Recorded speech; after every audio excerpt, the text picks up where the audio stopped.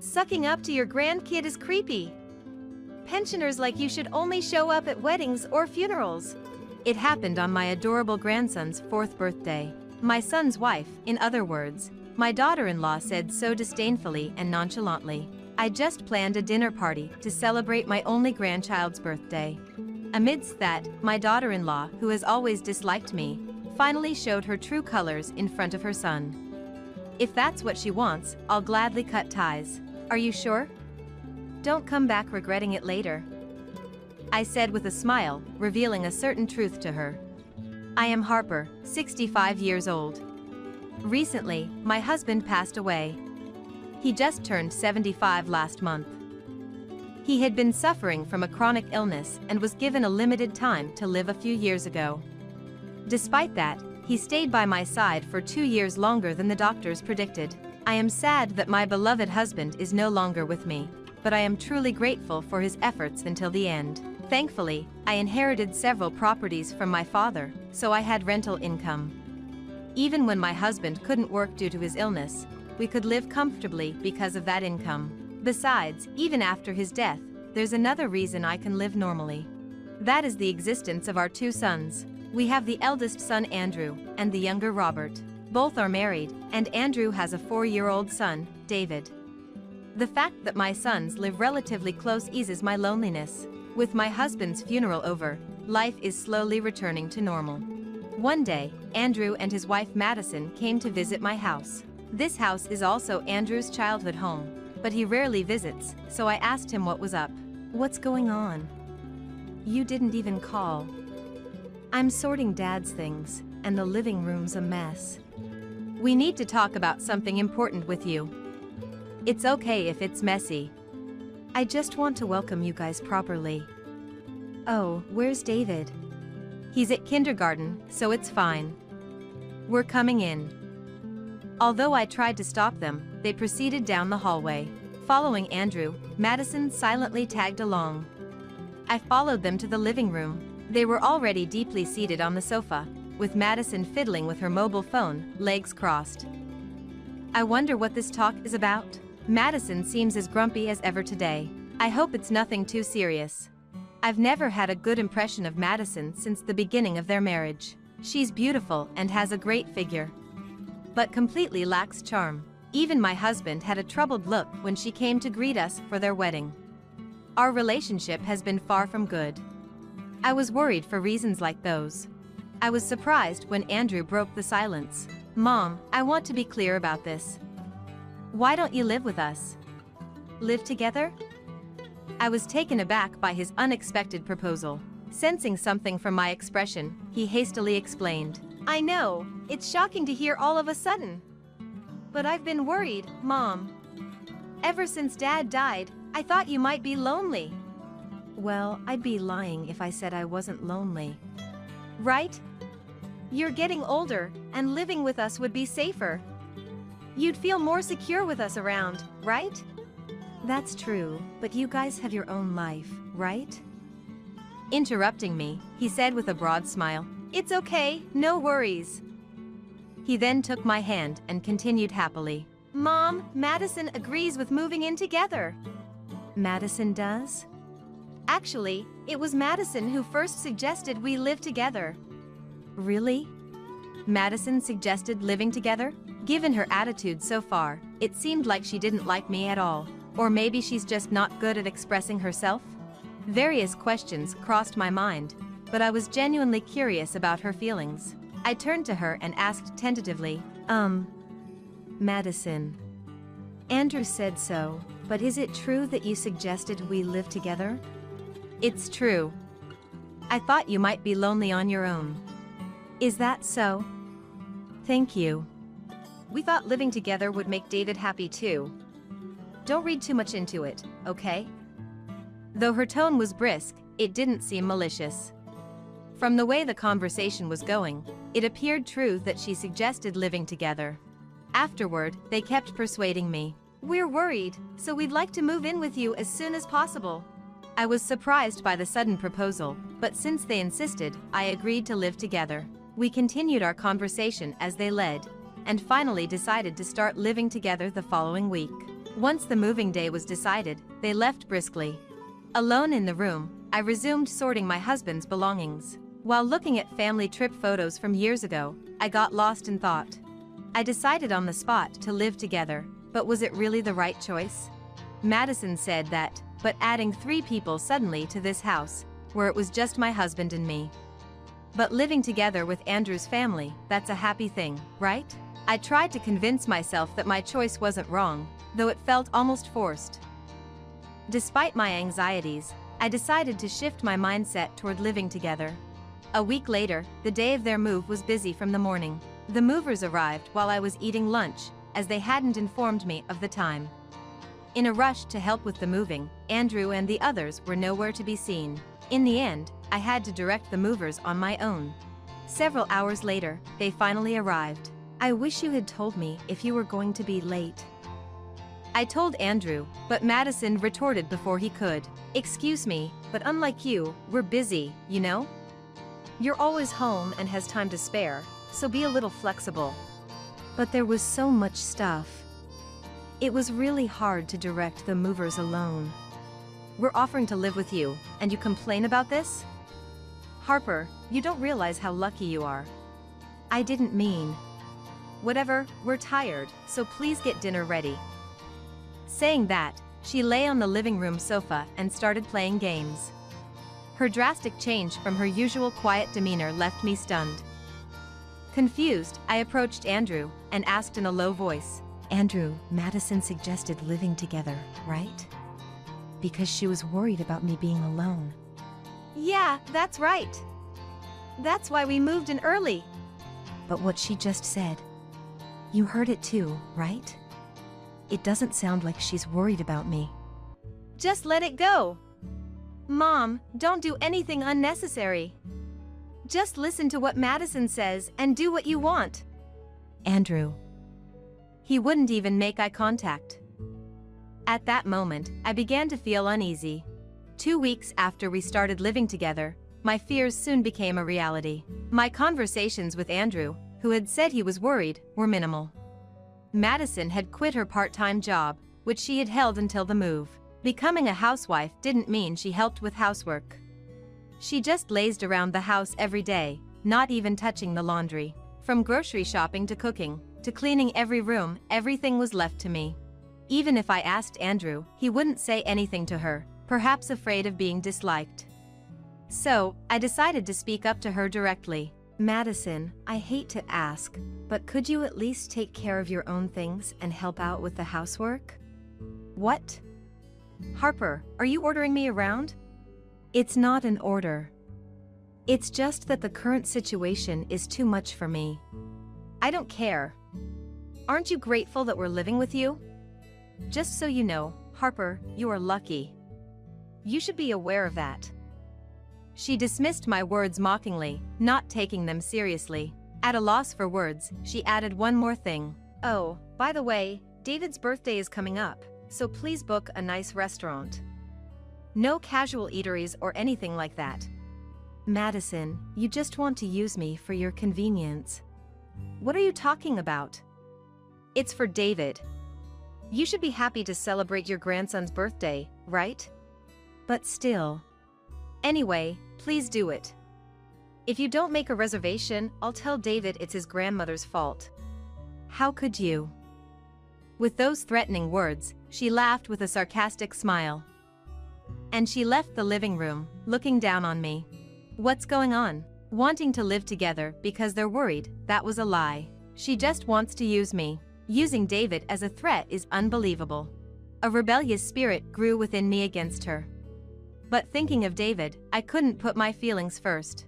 Reluctantly, I decided to book a certain restaurant for my dear grandson. The restaurant was one of the properties I had inherited from my father. When I signed the contract, I was made the nominal owner at the suggestion of the restaurant. I called the restaurant and explained the situation, and they agreed to open a private room. I just want to have a wonderful time with everyone for my grandson's birthday. With that thought, I buried my complex feelings towards Madison deep in my heart. A month later, David's birthday arrived. Andrew, Madison, David, and I went to the reserved restaurant. We were shown to a private room and handed menus. Seeing the prices listed, Andrew and Madison exchanged surprised looks. Apparently, since they had never been to such a place, they started to complain quietly. "It's too expensive. This price is ridiculous." Indeed, that restaurant was on the pricey side but offers quality to match. However, it was not just for adults. They also had delicious dishes that children could enjoy. I was sure David will be delighted. Thinking so, I had reserved a birthday cake over the phone. I smiled at David, who was fidgeting excitedly. "David, today is your birthday, so you can order whatever you like." "Really, Grandma? Can I?" "Of course. They have your favorite hamburgers and gratin. Pick whatever you like." "Yay! Thanks, Grandma." His unclouded smile instantly purified my heart. On the other hand, his parents were glaring at me the whole time. When it comes to ordering, they chose the cheapest pasta. When I asked if that was all they wanted, they nodded reluctantly.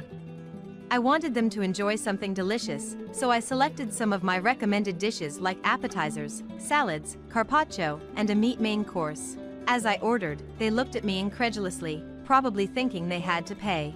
In fact, I had been only asked by Madison to reserve the place. But wanting to treat everyone to that restaurant's food, I had no intention of making them pay. I just wanted my grandson to enjoy delicious food and have a happy time on his birthday. When I use the restaurant, I don't pay the bill. Instead, the amount I spend on meals is deducted from the monthly rent. No need to worry about money. With that thought, we waited for the food to arrive. During that time, Andrew and Madison hardly spoke, just whispering to each other. Usually, Madison interrupts, so I took that chance to fully enjoy my time with David. Several hours later, the meal ended, and finally, the cake was brought in. At the sight of the impressive cake, David exclaimed in delight, "Wow!" In contrast to my joyful grandson, his parents wore bitter expressions. Thinking that their mood was ruining the birthday party, I called the waiter and ordered a dessert platter for the adults. Hearing that, Madison burst out with her face turning red. "Hey! Can you stop ordering whatever you want? You're just going to make us pay, right?" "What are you talking about? I never intended."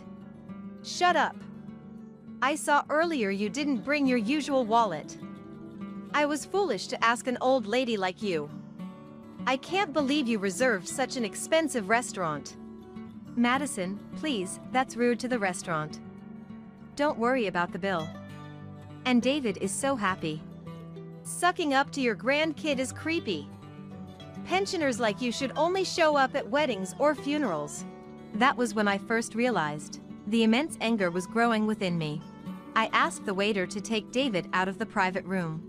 Facing Andrew and Madison, I spoke in the coldest tone possible. "Enough. How can you say such things without any remorse? Suddenly moving in, not doing housework, not contributing financially. And now you tell me to not get involved? This is no joke." "What? It's because you reserved this place. Ordering expensive items. You're just trying to get back at us, right?"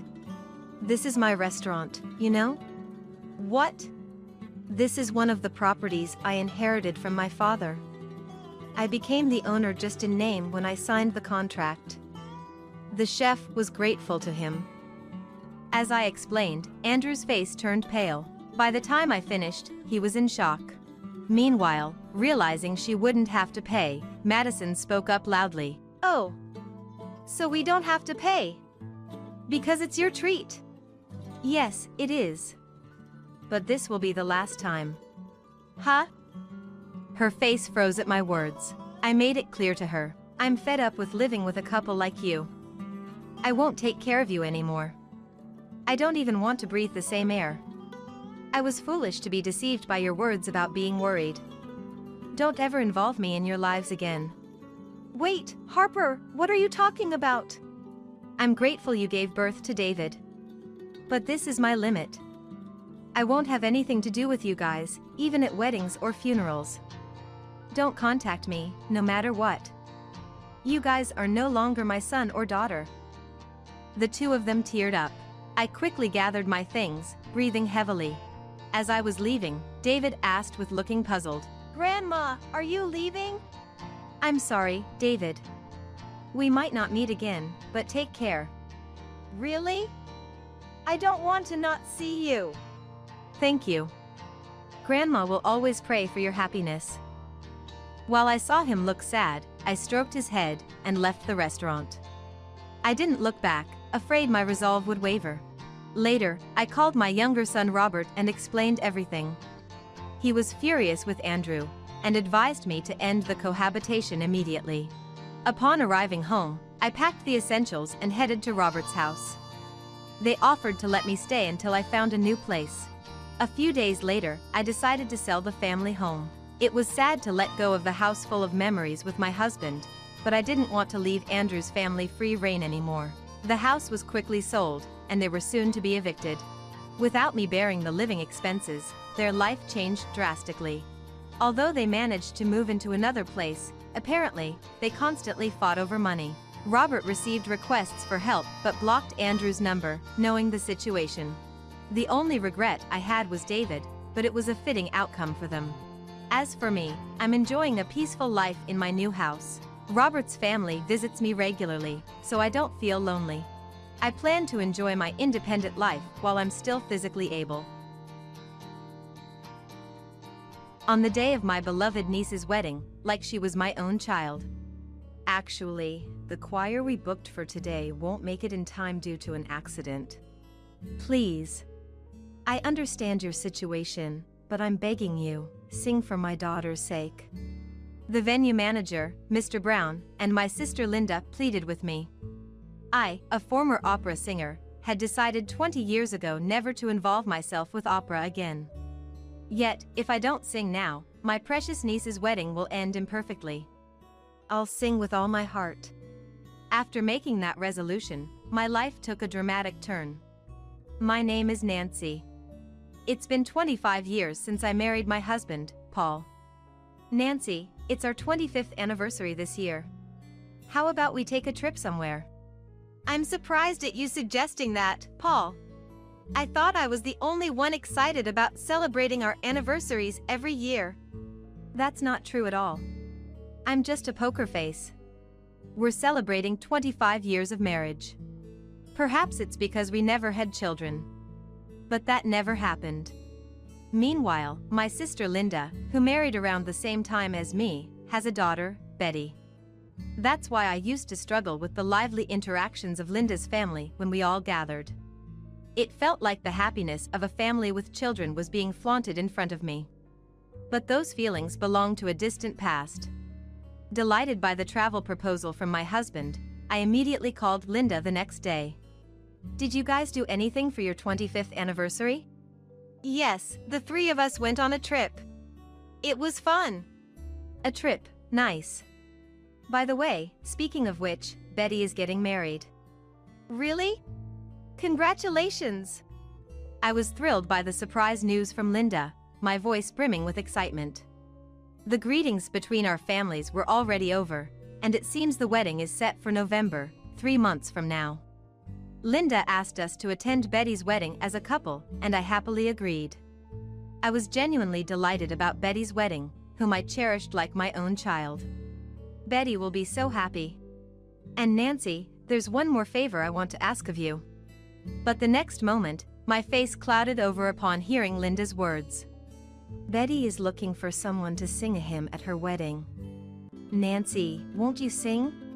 The venue can arrange a choir for the wedding, can't they?" Trying not to let my irritation show, I kept my voice as calm as possible. "I want you to sing." I kind of understood what Linda was getting at. But this request is something I can't accept. Wanting to end the call quickly, I let my emotions take over and raised my voice. "I can't do it. I decided not to sing ever again after that day. I'm glad to attend the wedding, but I won't sing." With that, I hung up the phone, ignoring Linda, who seemed about to say something else. My heart was pounding loudly. The image that came to mind was of myself, crying in a hospital room. The truth is, I used to be an opera singer until 20 years ago. I loved singing since I was little. My family always praised me when I sang loudly. That joy made me sing anytime, anywhere. Especially, a famous hymn I often hummed. I didn't understand the lyrics at all, but I somehow liked it and eventually became interested in opera. Encouraged by my parents to master what I loved, I studied vocal music in college and then worked hard at an opera training center to become an opera singer. I thought I was invincible, being able to make a career out of what I loved. I didn't even notice my body was screaming out in distress. By the time I realized, the seed of happiness inside me had shattered. I cried my heart out. It was then I decided never to sing opera again. Remembering the painful past made my head ache. I glanced at a photo on the windowsill. It was taken last year on our anniversary with my husband. Everything's fine, I'm happy now. I reassured myself while taking deep breaths. I managed to calm myself down. I interacted with Linda as if nothing had happened, and finally, the day of Betty's wedding arrived. The sky was high, the air crisp, and the chirping of birds echoed. Next to the family waiting room was the bridal room, and seeing Betty in her beautiful bridal dress, I couldn't hold back my tears. It's overwhelming, the feeling of a daughter getting married. The groom had kindness oozing from his face, a wonderful man. Betty, smiling beside her groom, looked the most beautiful I'd ever seen. Into this blissful atmosphere, a venue staff member rushed over with a grim face. Worried about what had happened, I peeked into the bridal room and saw the manager, Mr. Brown, repeatedly apologizing alongside the staff. The faces of the bride and groom clouded over as they listened to Mr. Brown. Betty, trying not to ruin her beautifully made-up face, was holding back tears, but drop by drop, tears streamed down her cheeks. As I watched with concern, the manager Mr. Brown and Linda approached me. Actually, the choir we booked for today won't make it in time due to an accident. Hey Nancy, please. I fully understand your circumstances, but for Betty's sake, won't you sing? The manager, Mr. Brown, and Linda pleaded with me. Memories of the past resurfaced. I'm sorry, but the baby inside you has already passed away. The harsh reality hit me as I lay in the hospital bed. A year into my marriage, still in the early stages of my opera career, I took on even the smallest jobs to build my career. In addition to that, I never missed a day of practice. I had no days off, and my days were so busy that I hardly had enough time for sleep or meals. I thought I could push myself further since I was doing what I loved. That's what I thought. Then, I discovered I was pregnant. When I found out about the pregnancy, I was genuinely happy. But at the same time, I became desperate to increase my fame while I still could, pushing myself harder than ever before. However, during a rehearsal for a concert, I experienced a pain in my abdomen like nothing I'd ever felt before. I collapsed and was rushed to the hospital, where the doctor informed me that I had miscarried. I'm so sorry, my baby. It's all my stupid fault. Nancy, calm down. It's not your fault. My husband said, holding me tightly, but his warmth only made the pain and guilt worse. I was tormented by self-blame and spent many days mentally and physically unstable. To add to the misfortune, subsequent tests revealed that my ovaries were afflicted with cancer. It was in the early stages, with no symptoms yet, so there was a high chance of a complete cure through an oophorectomy. So, I underwent the surgery immediately, and it was a success. There was no metastasis. But I was left unable to ever conceive again. All that remained was a sense of emptiness. The baby had died because I was too obsessed with opera. And then, as if it were divine punishment, I was rendered infertile.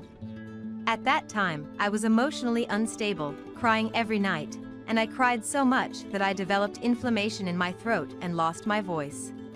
I can't possibly sing opera like this. My husband just silently stayed by my side as I tried to smile through the sadness. Even after my throat healed, I never felt like singing opera again. I decided that I should no longer involve myself with opera. With that, I discarded everything related to opera. At that time, I was trying to atone for the baby that couldn't come into this world by eliminating opera from my life. This is the hymn that was scheduled to be sung today.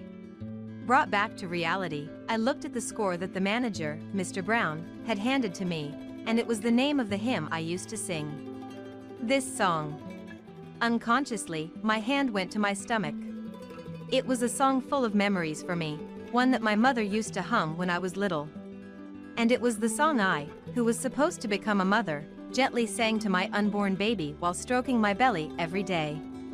Nancy. I think everyone is waiting for your song, My husband said, nodding gently. Should I really sing it? Linda gently held my hand. I want you to sing, Nancy. I grew up listening to your voice. What are you saying? We laughed together. Linda's words suddenly lightened my heart. The choir not being able to come today must have been fate. This chance given by God. I'll give it my all. There's only 1 hour left until the ceremony starts, but can you sing? Yes, I'll sing with all my heart. I immediately started vocal warm-ups in a separate room that was hastily prepared. It had been 20 years since I'd sung with such earnestness. Nancy, you haven't changed. I love your voice, Linda said. Tearing up, Linda said this, and in response, I playfully flashed a peace sign. Then, the wedding ceremony began. In the solemn atmosphere, accompanied by the sound of the pipe organ, the bride and groom made their entrance. Linda, and her husband too, couldn't hold back their emotions, and tears flowed freely. I wondered if I had become a mother, would I have felt the same? I gently closed my eyes. Mom, let's sing together. My child, humming a hymn, said this. Where did you learn that? Surprised, I asked, and my child replied. You always sang it, didn't you, Mom? I could hear your voice even when I was in your belly. I love your voice, Mom. I love Mom singing too. Could such a future have been mine? Suddenly, I felt a tear roll down my cheek. My husband gently held my hand. You might be nervous, but it'll be okay, Nancy. I love your singing. Encouraged by my husband, I smiled, nodded, and stood beside the pipe organ. I hoped everyone present, the bride and groom, and all the guests, would find happiness. I sang with all my soul. It's strange to say it myself, but after 20 years, my voice was clear and strong, and I believe the feelings in the lyrics, and my emotions, reached everyone. Linda, her husband, and even my parents cried listening to my song. It was then I realized, everyone had been quietly waiting for my song. I felt incredibly fortunate for the people around me. I was truly glad I sang today. And when the applause enveloped me after I finished singing, I felt refreshed, finally liberated from the past. Nancy, that was truly wonderful. I got goosebumps. I've never heard Nancy singing before. If I have a baby, I want to play Nancy's songs every day. As the wedding ended and we returned to the family room, Linda and the others rushed over. I was simply happy that everyone was pleased. It had been a long time since I'd felt this way. My husband stood by my side, supporting my shoulder, so I leaned on him gently. His warmth amplified the sense of accomplishment for having delivered my song to everyone, not the guilt I felt when I miscarried. Thank you for giving me the opportunity to sing in front of people, really. I was able to say goodbye to my painful past today. Hearing my words, my husband seemed on the verge of tears again. Why are you crying, Paul? Nancy, let's continue to overcome everything together as a couple. Always. I felt his grip tighten. Being said this in front of the day's stars, the bride and groom, felt somewhat embarrassing, and I playfully flashed a peace sign to hide my embarrassment. We want to be a couple like you, Nancy, even after decades. You'll have to share your secrets with us sometime. As we chatted warmly, the manager, Mr. Brown, approached. Thank you so much, Nancy. Oh no, I'm glad I could help in some way. Can I ask you something? Did you sing at a wedding venue about 20 years ago? Yeah, I did a bit of part-time work when I was in college. I had worked at a wedding venue during my college days. Back then, the manager who discovered I specialized in opera took a liking to my singing and let me perform at several weddings. When Mr. Brown mentioned the name of the wedding venue where I had my part-time job, I was taken aback. It turns out my parents had their wedding there. Mr. Brown began with a nostalgic tone in his voice. He went on to say that both of his parents were remarrying. Mr. Brown was brought by his father and his sister by their mother. They married when he was in the 1st grade, and their ceremony was at the wedding venue where I worked part-time. Back then, even though he actually liked his mother and sister, he was too embarrassed to show kindness easily. He was also embarrassed about the wedding and had been stubbornly reluctant to attend until the last minute. But when I heard you singing the hymn at the venue, I somehow managed to open up. From that day on, I truly became part of a real family with my mom and sister. And your singing today was just like it was back then. Mr. Brown looked at me with shining eyes. I had no idea my singing had reached someone in such a way. Thank you so much. I can't tell you how happy it makes me that my singing has lived on in your heart. Thank you. I realized my singing had reached people, even without my frantic efforts to gain recognition. After today, I felt ready to face life head-on. 2 weeks after the wedding, I got a call from Mr. Brown. Hello, it's been a while. I have a favor to ask of you. He wanted to hire me as a choir for a wedding. Apparently, someone had posted my singing on social media, and there were multiple inquiries for me to sing. If there are people who want me to sing, then I definitely want to do it. I immediately agreed. The power of social media is incredible. Even the company that used to employ me as an opera singer reached out. So, the company I used to work for asked if I wanted to try opera again. I discussed it with my husband. That's fantastic! What do you want to do, Nancy? I want to stand on stage again as an opera singer. My husband smiled and nodded repeatedly. I support you, Nancy. Just remember not to overdo it. Understood. Thanks, Paul. With my husband's encouragement, I started practicing again, dreaming of returning to the stage. 5 months later, my voice filled the theater. The audience's gaze was fixed on me, and I delivered a soulful song to their hearts. Over these 5 months, I did everything I could, from physical conditioning to vocal practice, to bring myself into the best shape possible. Looking at the audience, I saw people moved to tears by my singing. This was the scene I had always wanted to see. During the curtain call, I was so overwhelmed that I almost cried myself. The endless applause enveloped me, and I felt a happiness unlike any before. Glancing at the front row, I saw my husband, watching over me with a gentle gaze. The husband who silently stood by me during tough times. The husband who quietly watched over me until I recovered. And the husband who loved my singing and encouraged me to pursue it. Paul, thank you so much. My life, now shining brightly again, please continue to walk this path with me. I couldn't wait to share these feelings with my husband. To celebrate, let's all chip in and buy a new house. Really? That's amazing. I'm so happy. We've already secured the land, and construction has begun. All that's left is for everyone to contribute. Neil, my husband, announces this with a beaming smile. Wendy, my sister-in-law, is also overjoyed, jumping around in excitement. Seeing their reactions, the relatives, initially shocked by his statement, now wear warm, amused smiles. Surely, that's too much.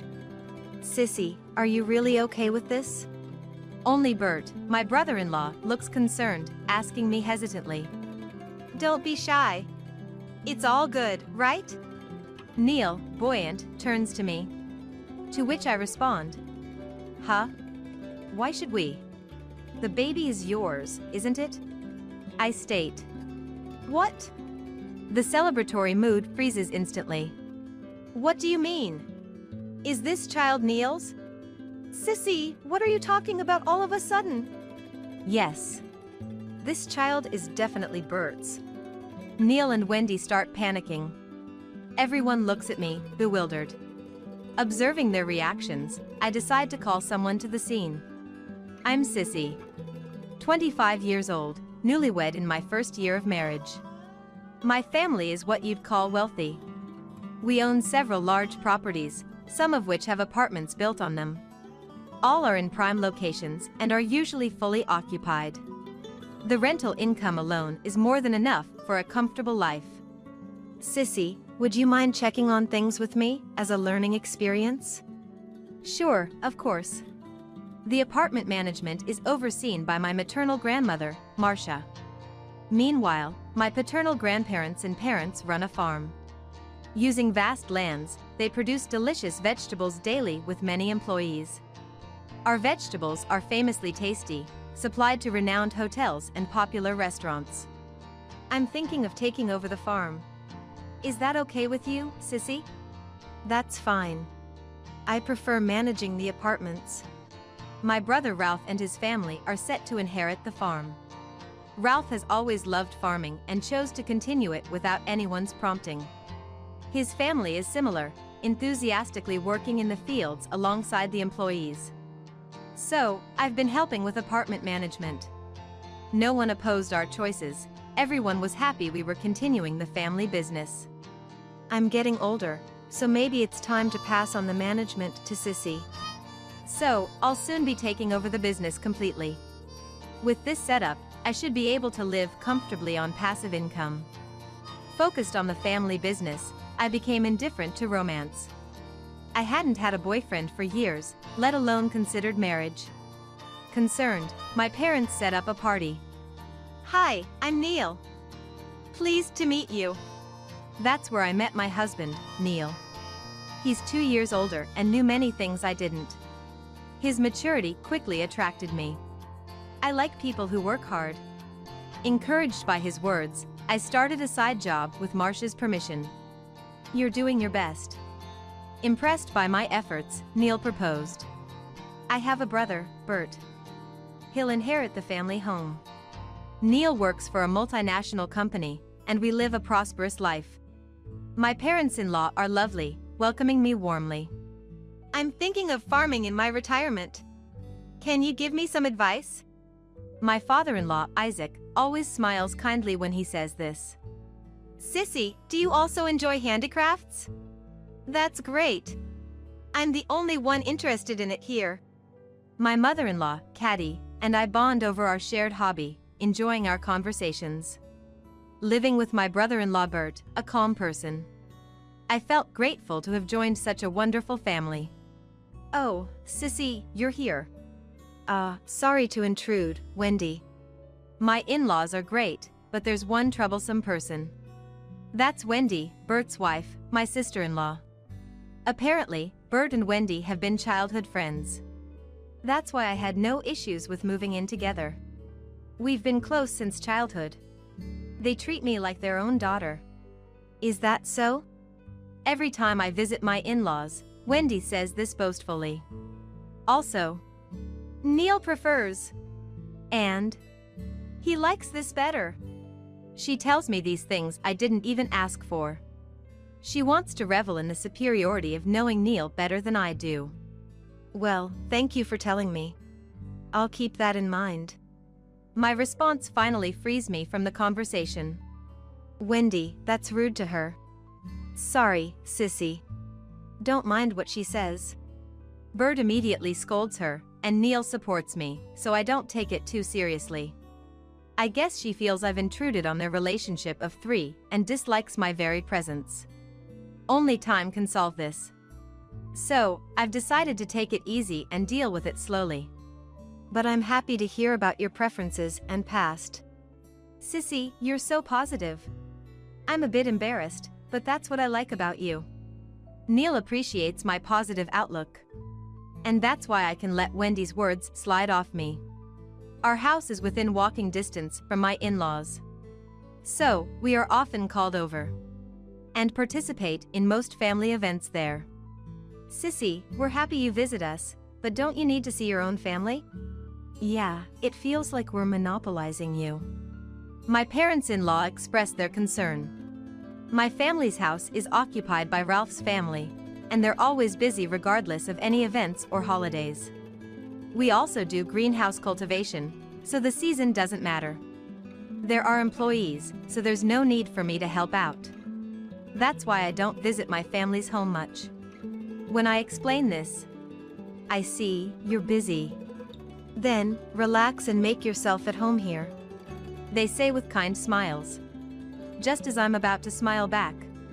It's pitiful you can't go back to your own home. Don't you think it bothers my parents? Wendy interjects. My parents-in-law look exasperated. You shouldn't say such things. I've always thought this, but you really should stop meddling. Wendy bristles at their words, but is soon calmed by Neil and Bert and turns away with a huff. It's hard to get along with her. This is going to be a long battle. Watching Wendy, I think that way. Today might be late again, so feel free to go to bed first. Is that so? Must be tough. Neil has been coming home late lately. Apparently, it's a busy period. I have deadlines but no busy season, so I can't relate. All I can do is trust him and see him off. It's okay. Just busy. Despite my suspicions, I reassure myself. Waiting alone for his return. Huh? You're still up? He comes home late tonight again. His gentle voice is as usual. I was working until just now. Have you had dinner? Don't overdo it. I had a light meal, but I'm a bit hungry. Can I have a snack? I agree to his request and approach to take his bag. Why don't you take a shower while I prepare? Then I'll take you up on that offer. I offer my hand to take his work bag, and he heads to the bathroom. Then, I smell a perfume I've recognized before. This. What's wrong? He asks, tilting his head as I pause. I smell perfume. I say honestly. His gaze flickers for a moment. Ah, the perfume of the person I dined with today was strong. It might have rubbed off. I see. Let me wash it off quickly. Neil heads to shower, and I prepare a snack. Meanwhile, I try to recall the scent. That's right. It's Wendy's perfume. It's the new perfume Wendy bragged about. Is it popular? What is? Neil, who suddenly speaks from behind, startles me. The scent of the perfume from earlier. It's the same as the one Wendy was bragging about. I was wondering if it's popular. Maybe it is. Neil seems unsettled by my words. But I just shrug and serve the snack. That night passes without further incident, and we go to bed. I'll be going then. I'll try to come back as early as possible. Take care. I send off him the next day and put his clothes from yesterday into the washing machine.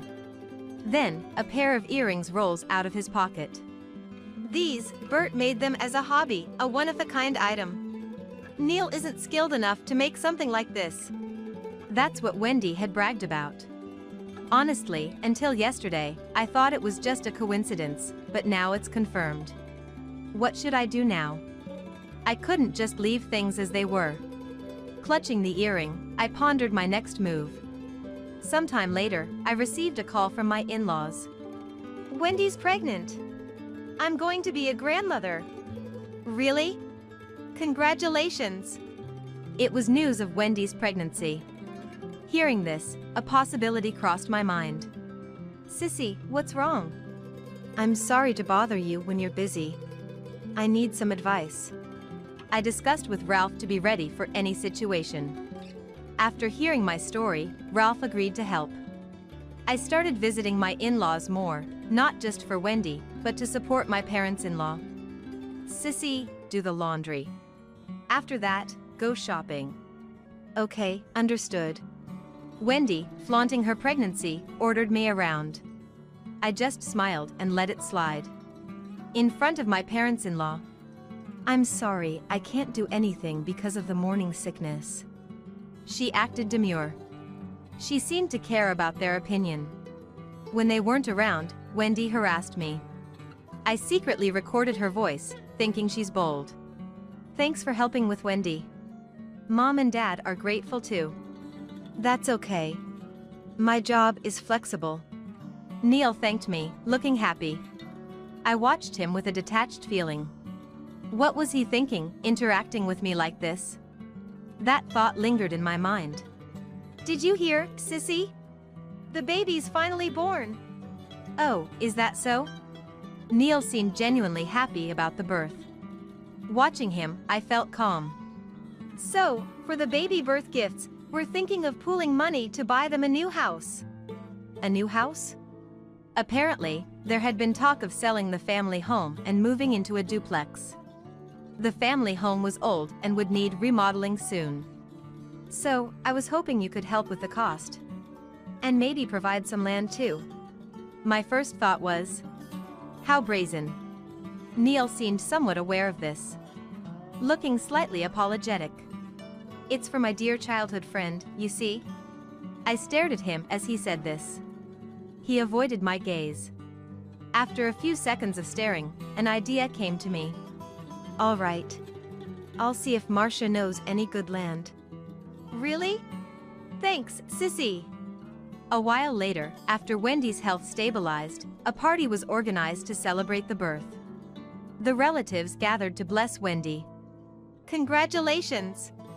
You did well. Thank you. Wendy, cheered by everyone, looked pleased. Amidst this, a tipsy Neil, seemingly in high spirits, stepped forward. To celebrate, let's all chip in and buy a new house. Really? That's amazing. I'm so happy. We've already secured the land, and construction has begun. All that's left is for everyone to contribute. Neil announced with a beaming smile. And Wendy was ecstatic. Seeing them, the relatives, initially surprised by Neil's statement, now looked amused. Surely, that's too much. Sissy, are you really okay with this? Only Bert asked me this, looking apologetic. Don't be shy. It's okay, right? Neil, buoyant, looked back at me. To which I responded. Huh? Why should we? The baby is yours, right? I declared. What? The festive mood instantly froze. What do you mean? Is this child Neil's? Sissy, what are you saying all of a sudden? Yes. This child is definitely Bert's. The two panicked. Everyone looked at me, bewildered. Watching them and their reactions, I decided to call someone to the scene. Excuse me for interrupting. What? It must be Sissy's. The person I called was Ralph. The relatives were puzzled by his sudden entry. What? Ralph? Among them, Bert spoke Ralph's name in surprise. Actually, Ralph and Bert were friends. They had laughed together at our wedding meeting, saying, "So you're the brother." Ralph operated his mobile phone and showed a picture. What? You mean? No way. What appeared there were Wendy and Neil, intimately close. That wasn't just the closeness of childhood friends, nor that of married couples to each other. As Ralph scrolled through the slides, there were even images of them entering a hotel. What does this mean? This has to be a fake. Exactly. Don't believe this. Why would you prepare such a thing? Neil glared at Ralph. In response, Ralph just smiled. I only used my family connections as my sister asked me to. At those words, Neil's gaze turned towards me. I just tilted my head in response. Oh, I thought you wanted to be found out, flaunting around like that. Flaunting? What are you talking about? To the puzzled pair, I pulled out those earrings. Wendy, momentarily flustered, then feigned ignorance. I thought I had lost those earrings, but you had them. You didn't lose them, you intentionally put them in his pocket, right? Along with the perfume. That perfume turned out to be a limited edition. A special item given only to the first 5 customers. Not something everyone could have. The fact that the scent was on you shows how close you've been, doesn't it? Saying this, I stared at Neil, who averted his eyes subtly. He's so transparent. You always look away when something inconvenient comes up, don't you? That is... I invited Ralph here today to divorce you, to help me move out, and to confront you with evidence of your affair. Neil's face turned pale at my words. Wait, please. As he tried to plead, Bert grabbed him. You two have something to answer for. Write the divorce papers now. His voice clearly contained anger. Neil turned back to see his parents and relatives glaring at them. Neil, completely intimidated, shakily signed the divorce papers. After ensuring he had filled them out properly, I left the in-laws' house with Ralph. Hearing Bert's angry shouts and their cries behind us. Still, my parents really have no eye for people, Ralph said, laughing. The reason I asked Ralph for help this time was something he told me when I got married. If anything happens, consult me. That family is a bit complicated.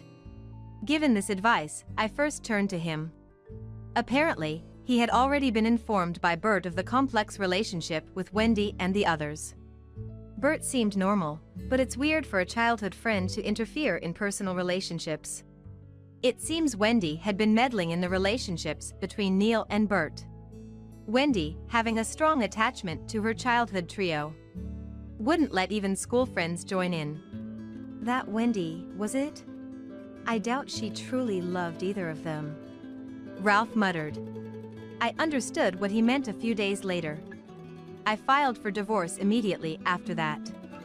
Neil and Wendy were apparently pressed hard by the relatives. I'm really sorry for the trouble this time. Bert informed me over the phone about what happened next. He had a DNA test done immediately. It turned out the baby was Neil's child. Bert asked them why they did this, on my behalf. I just couldn't stand someone else cutting into our trio of childhood friends. As I expected, she didn't like my presence. For her, both Neil and Bert were hers. She admitted to planting the earrings to make a statement. As for Neil, he had always liked Wendy. But I knew Wendy liked Bert, so I gave up. Then, to move on, he chose to marry me. That made Wendy notice him, and he was thrilled, leading him astray. Neil confessed this to Bert. I see. Thank you for telling me. I sighed involuntarily while listening. Bert looked tired too. By the way, Bert had only ever seen Wendy as a childhood friend. But when Bert was thinking of getting a girlfriend, Wendy came on strong. I initially intended to refuse. I knew Neil liked Wendy. Then came Neil himself, and with the encouragement of the in-laws, they started dating. Later, Bert also fell for Wendy and they decided to get married. Well, this betrayal has extinguished those feelings, said Bert. I could understand his feelings. I, too, was smitten with Neil. But as soon as I realized his infidelity, all my love turned into anger. What do you plan to do now? I'm thinking of divorcing as well. When he told Wendy of his intention, she apparently lashed out in resistance. At that, the in-laws finally got angry, and the whole family ended up driving her out. Neil just watched the scene in a fluster. Seeing Wendy like that, his feelings for her also seemed to have cooled. Well, she did try to abandon even her own baby, so it's understandable. After being kicked out, Wendy tried to contact Neil, but he rejected her calls in front of his family. Neil got kicked out of his parents' house too and went back to your house. He called me crying when he found your stuff was gone. Is that so? He said he loved Wendy, but it seems he did have feelings for you. Even hearing that, I felt nothing. I no longer have any love for him in me. Thanks for the information. Sure. Oh, and my parents liked you, so they'd be happy if you visited sometimes. I like them too, so I'll visit again. At these words, he said, "Thank you," and hung up. Well, back to work. By the way, I am now living in a new house that was supposedly a gift for Wendy. It's close to the apartment I manage, and I plan to live there with elderly Marcia. After preparing to welcome Marcia, I decided to focus on my work. Ralph was right, after all. Remembering his words after hearing Bert's story. Bert tried to find a girlfriend and immediately got a strong appeal from Wendy. And when Neil got married, she harassed his partner and flirted with him. In the end, maybe Wendy never truly loved either of them. Just a space for the trio of childhood friends. That's probably all Wendy wanted. In a way, Neil might have been a victim, but he was at fault the moment he succumbed to temptation. Sometime later, during work, the doorbell rang. It's been a while. Can I come in for a bit? There stood Neil. I vaguely remembered that Neil knew the address of this house. Come in for now. Seeing him looking utterly dejected, I let him into the house. Neil quietly followed me. I'm working, so make it quick. Right, you seem busy. Really sorry. My second job is a writer. It turns out I'm suited for writing, and I've been getting more requests. It started as a side job, but it's gotten quite busy. I wish my main job was more passive. I'm really sorry about what happened. Neil apologized to me. Divorcing Sissy made me realize how important you were. Neil started to talk. He said he had realized his feelings for me and regretted betraying me. And then he apologized deeply again. But there were no words of wanting to start over from him. I couldn't help but stare at him, and he gave a bitter smile. Sure, I want to start over, but you don't feel the same, right? Being asked that, I simply nodded. I don't deserve to start over with you. I can't ask for reconciliation. He was the Neil I had once loved. But those feelings are long gone. I'm really sorry. There's compensation money in this bank account. Saying that, he left a debit card and went out. If only you had realized your feelings for me sooner, things might have been different. I murmured, watching his lonely back. Soon after. Hey! You're in there, right? Wendy appeared. She kept ringing the doorbell. It's all your fault I'm unhappy. Wendy had apparently gone back to her parents' house after being kicked out by the in-laws. But after the in-laws spread the word, she was also kicked out of her parents' house. Trying to cling to Neil again, Wendy spotted him heading somewhere and followed. Then she found me. She started ranting unasked. Take responsibility and support me. Responsibility? What are you talking about? I asked back, without opening the front door, speaking through the monitor. You're the one who ruined us. Open this door. Wendy started kicking the door, yelling. Then a hand was placed on her shoulder. What? Hey? Turning around, Wendy saw an angry Bert and the police. She was then taken away by the police. With Wendy gone, I opened the front door. You must have been scared. I'm really sorry. No, why were you here? According to Bert, Neil noticed Wendy heading to my house and contacted him and the police. They arrived in response. You should file a report for this incident. Yes, I intend to. While responding to him, I looked around. There, I spotted Neil a little distance away. He apologized and then left. Showing off at the very end. I muttered, watching his back. To which, he agreed and said, Indeed. Because of the report I filed, Wendy didn't get a prison sentence but was ordered to pay compensation. There was compensation to us as well. She suddenly had a huge debt. This included the harassment she did to me during her pregnancy. Neil, on the other hand, sold that house, filed for a transfer, and went far away alone. To Bert, he said, I can't stay near Sissy. The transfer was far enough to require a flight, so debt-ridden Wendy couldn't follow. And then she came clinging to me. Bert said, having obviously ignored her. The baby was taken in by Bert. Can I help with anything? No, my parents are here, it's okay. He said, smiling kindly. He and the in-laws would take good care of the baby. Oh, right. I came today to tell you about the new place. Bert's family decided to move out of the in-laws' house. Anyway, they had to let go of the in-laws' place. It seems it's also to get away from Wendy, who keeps meddling. If you doesn't mind, come visit us at the new place. Yes, I'd love to. I'm living with Marcia, busy with work. She's elderly but still quite active.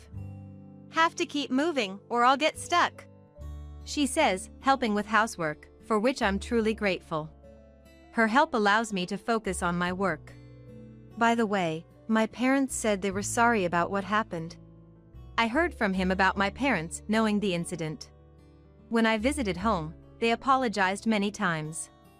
Well, they did push for the marriage, leading to this. It must be hard for them not to worry.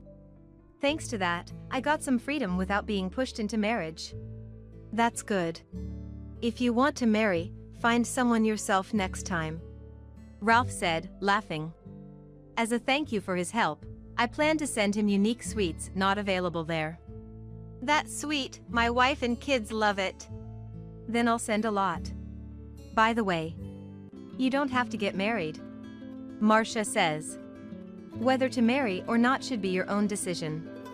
If you yourself is happy, there's no need for others to interfere. With that attitude, she watches over me.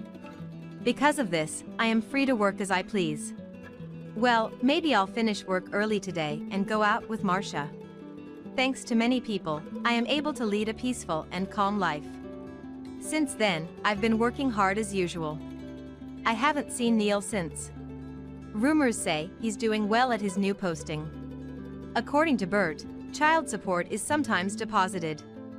As for Wendy, she's been completely abandoned by those around her and left alone. Eventually, she resorted to loan sharks and was taken away by them. Sissy, long time no see. It's been a while. I occasionally meet with the in-laws and stay in touch. Introducing Isaac to my parents, participating in flea markets with Caddy. We have a relationship like friends with an age gap. I met an old classmate recently, and we're dating now. Bert seems to have found a new relationship. Seeing him down about Wendy, Ralph introduced him to an old classmate. This classmate had always liked Bert, but couldn't get close because of Wendy's interference. Ralph played Cupid this time. She's agreed to become the baby's mom. I can finally be happy, Bert said, smiling. His expression, so different from when Wendy was around, truly seemed happy. Seeing that, I started to think maybe I could date someone again. Then, out of the blue. By the way, one of my employees said he's fallen for you at first sight, Ralph informed me. Apparently, he fell for me when I visited my parents. That guy, he's really serious and a good person. If you are okay with it, can I introduce him to you next time? Yes, please introduce him. Taking the opportunity, I decided to meet him. As a result, our conversation flourished, and I started walking towards happiness again. All right, I'm feeling motivated. This time, I'll build a happy family. I've decided not to be swayed by others or to endure unnecessarily. With this in mind, I firmly faced forward. What's going on here? I come home exhausted and you're just lounging around asleep? My husband is the worst. Even when I'm burning up with fever, he tries to push me to do all the housework. If I collapse and end up in the hospital, he just thinks I'm faking it. How did I ever let myself be pushed around by a man like this for so long? As I started preparing for a divorce, tragedy struck. Life had always been tough and it felt like more trials were coming my way. But I won't be defeated. I vowed to myself that I'd overcome anything thrown my way. My name is Susie, 52 years old. I'm a part-time working housewife. We started living with my in-laws shortly after getting married. But since their passing, it's just me and my husband, Jason. We have an adult daughter, Avril, but she moved out, and we rarely see her.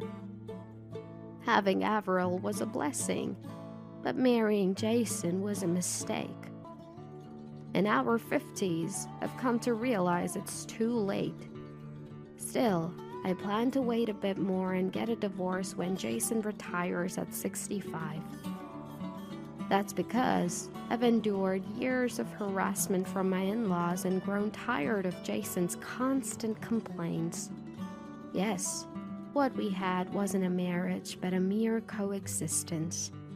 I never viewed Jason as family, nor did I want to spend my golden years with him.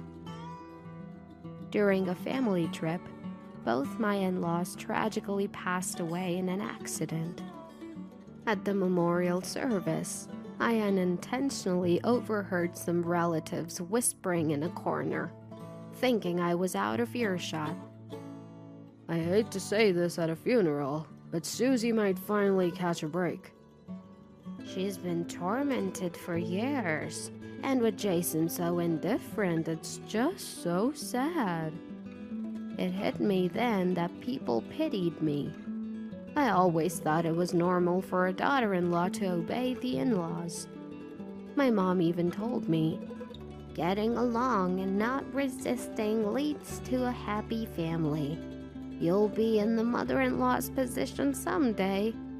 Just be patient. But I was treated like a maid, mainly because I never gave birth to a boy. I always believed that someday freedom would come my way. I never imagined people felt sorry for me. Then I realized I wanted to live a happier life and had so many things left to do. If I brought up divorce now, Jason, who never loved me, would agree in a heartbeat. He'd make sure the assets weren't divided fairly and I'd be left on my own. I don't want to burden my daughter, who's single and working hard, and since I've never worked full-time, starting now would be a tough transition. Thankfully, Jason is a workaholic who's climbed his way up to an executive position. I'm sure he'll receive a hefty retirement package when he leaves. I've decided to take half of that and divorce him. I have about 13 years until he retires at 65, so I started looking for a job I can do from home and began taking computer classes between house chores. Jason is often away for work. When he returns, it's always, Hey, dinner, or, beer. with short commands for me to serve him. He would never notice if I'm doing something behind his back. To document the deterioration of our relationship, I decided to keep a diary. Then one day, I felt terribly ill and was bedridden. When Jason came home and saw me in bed, he yelled, What are you doing? I come home tired and you're just lying there? and forcibly pulled me up. I have a high fever. I can't make dinner. If I do, I might get you sick. There's leftover food in the fridge. Please warm it up. Jason's face twisted in anger. What? You expect me to eat leftovers? You can still move with a fever, right? You're living comfortably because I'm working. He dragged me out of bed and ordered me to cook. Feeling cold and shaky, I managed to make some food. I couldn't taste anything because of my stuffy nose, but I assumed it was all right. However, Jason complained after one bite. This is awful. Did you even taste it? Just add some seasoning if it's not to your liking. It's way too sweet. You mixed up sugar and salt, didn't you? If that's the case, just eat the leftovers. Even with my foggy mind, I tried to do what I could, but Jason seemed annoyed. Don't feed me the same stuff from yesterday. Did you mess up the sugar and salt on purpose just to annoy me? I wouldn't do that. Then don't screw up the next dish. Hurry up! He glared at me threateningly, ordering with a loud voice. I reluctantly began making another meal. But with the fever and throbbing headache, my hands weren't steady, and I accidentally dropped a pot. I felt cold water splash on my feet. and the shock made me collapse. And just like that, I lost consciousness. When I came to, I was lying in a hospital bed. Avril and my parents were there, tears glistening in their eyes as they watched over me. What happened? Lost in my confusion, my mother began to explain. I had collapsed in the kitchen and Jason had just left me there without even calling an ambulance. The next morning, Avril, who came home unexpectedly to surprise me, found me lying on the kitchen floor and immediately called for help. With tears streaming down her face and a deep intensity in her eyes, Avril said, "Mom, you really shouldn't be with Dad any longer. Just come live with me." "Where's Jason?" "He's terrible. After you got hospitalized, I called him. He thought you were faking it and just left you. I can't believe he's my dad." Hearing my daughter's words, the reality of enduring this life for over a decade sunk in. I once thought that 10 years would pass quickly, but wasting those years in agony seemed like I'd just be squandering my life. I've been planning to divorce Jason, but after what happened, I don't want to spend another second with him. Hearing this, Avril finally smiled. My dad then said gently, "You should do that. If you're ever in need, you can always come home. Avril told us how hard it's been for you. I'm sorry we didn't realize sooner." "I am so sorry," my mother began, her voice filled with regret. "This might be my fault. I told you that no matter what, you should endure for the sake of the family. You took my advice seriously and bore everything, didn't you? I truly apologize. I wish I'd told you at least once that if things got tough, you could always come back home." I replied, I should have spoken up when things got tough too. This happened because I never confided in anyone. From now on, I'm going to live a life without regrets. Seeing my smile, everyone in the room shared a gentle moment of laughter. The days of being controlled by Jason were over. From now on, I'll chase my own happiness. But just before Avril and my parents left my hospital room, my mother, with a concerned look, asked, "Susie, you look pale. Have you had a health checkup recently?" I shook my head. Although Jason's insurance covers checkups, I hadn't had one in years due to my busy schedule. I had never really thought about whether I was in good health or not. I just hadn't given it much attention. Maybe I should get one, I mused, realizing I didn't even know my own health status. Deciding to stay in the hospital for one more night, I scheduled a health checkup and headed home. Surprisingly, Jason was there that evening and immediately yelled at me when I entered. "Where have you been?" "I was in the hospital. Didn't Avril tell you?" he accused. "You probably had Avril lie for you while you went out with some stranger. I heard someone saw a woman who looks just like you with a man I've never seen." Caught off guard by the baseless accusation, I was a bit slow to react. "What are you talking about? I have no idea what you mean. People who look like me could be anywhere. I've been in the hospital. You can check with them if you want. Look, I have the paperwork from the hospital right here." "You're terrible at lying. I can tell you're flustered." Anyone would be flustered if they were accused of something they didn't do. This document proves it. I pulled out the paperwork I had received from the hospital from my bag, but Jason snatched it from my hands, tore it up and threw it on the floor. Anyone can fake those papers. This was getting nowhere. Feeling defeated, I immediately ran out of the house. Jason didn't follow me.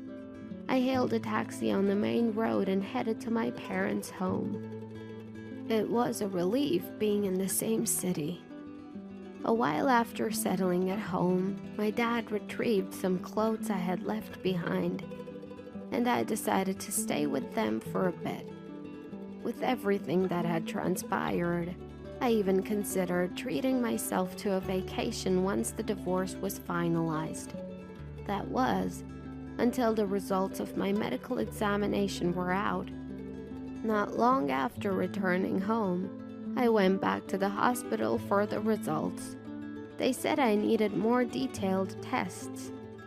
I thought it was nothing serious, but then the doctor called in my family, and in a somber atmosphere, my dad relayed what he had been told. They said it's terminal cancer. You can have only 3 months to live.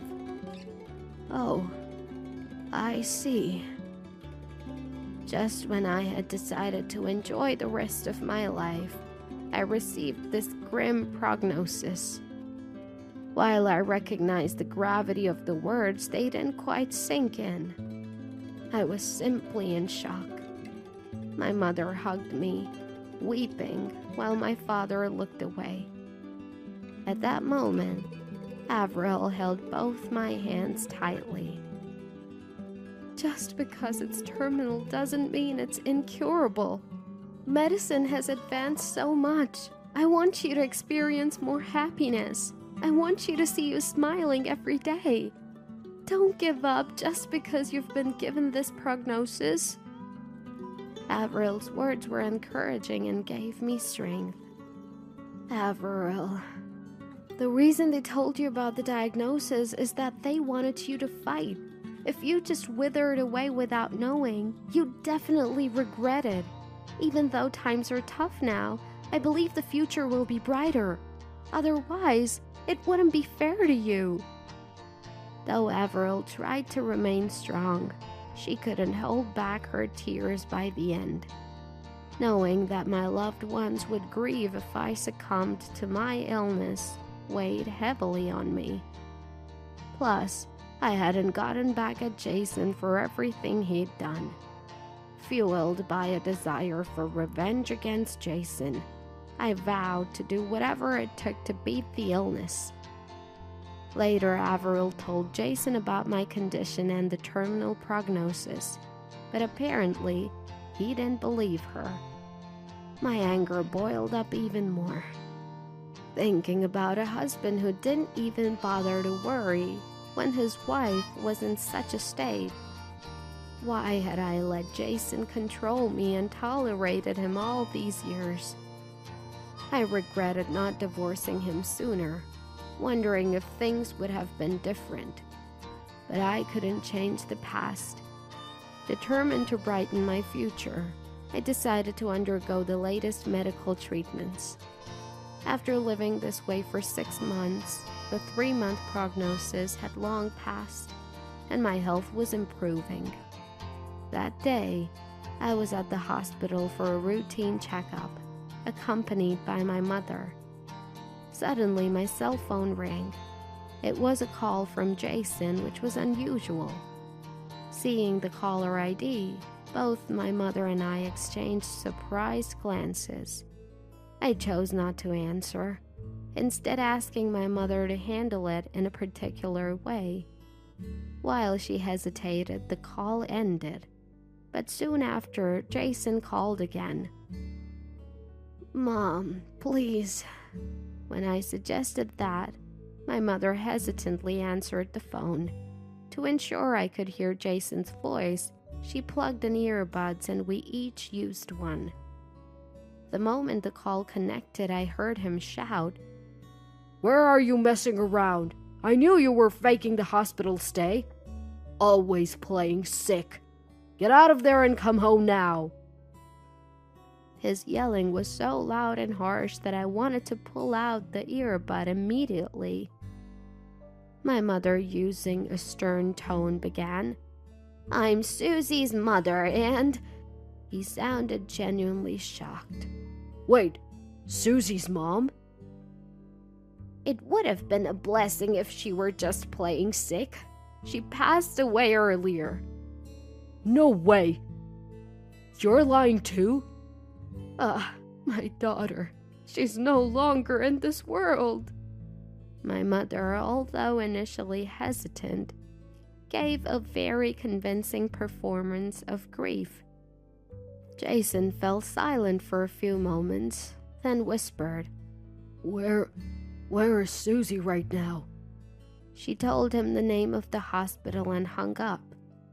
We then alerted my father, Avril, and other relatives to gather in my room, anticipating Jason's arrival. Given Jason's prominent position at his company, we didn't expect him to arrive immediately.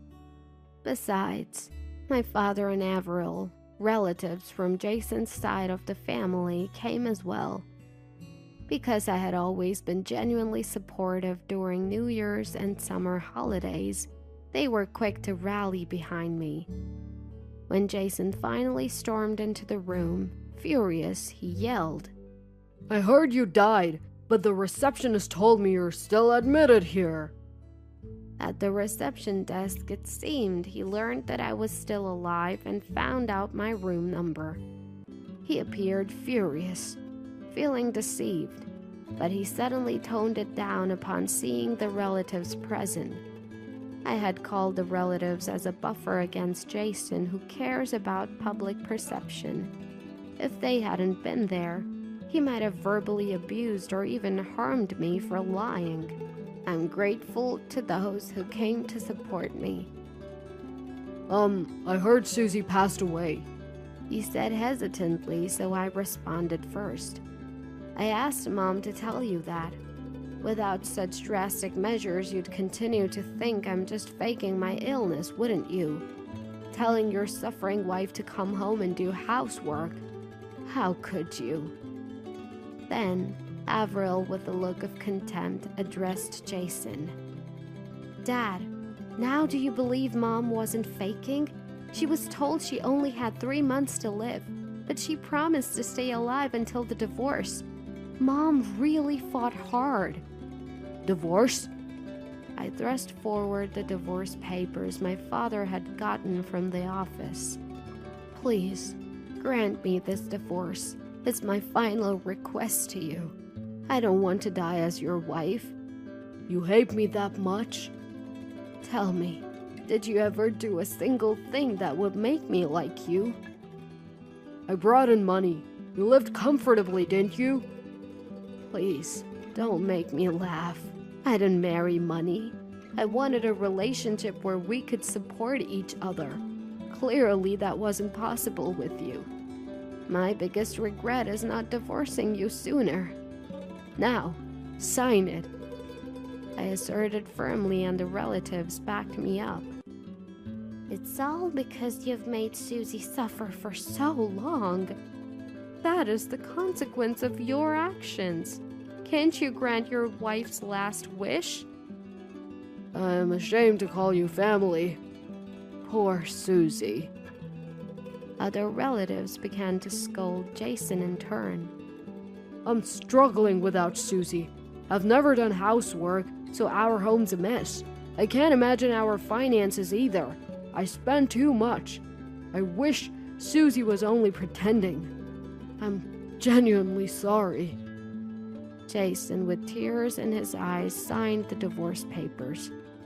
I don't want to see your face for another second. Leave now. I demanded, and the dejected Jason left. Later, with the help of my lawyer, I successfully secured half of our assets. Regarding the long-time harassment from my in-laws, I claimed that Jason was complicit by turning a blind eye, and I demanded compensation. Though the evidence was scant and I couldn't claim much, I still managed about $10,000, which felt satisfactory. What's valuable to me isn't money, but living freely without anyone's control. Jason, mistakenly thinking I was dying soon, was furious about the compensation claim.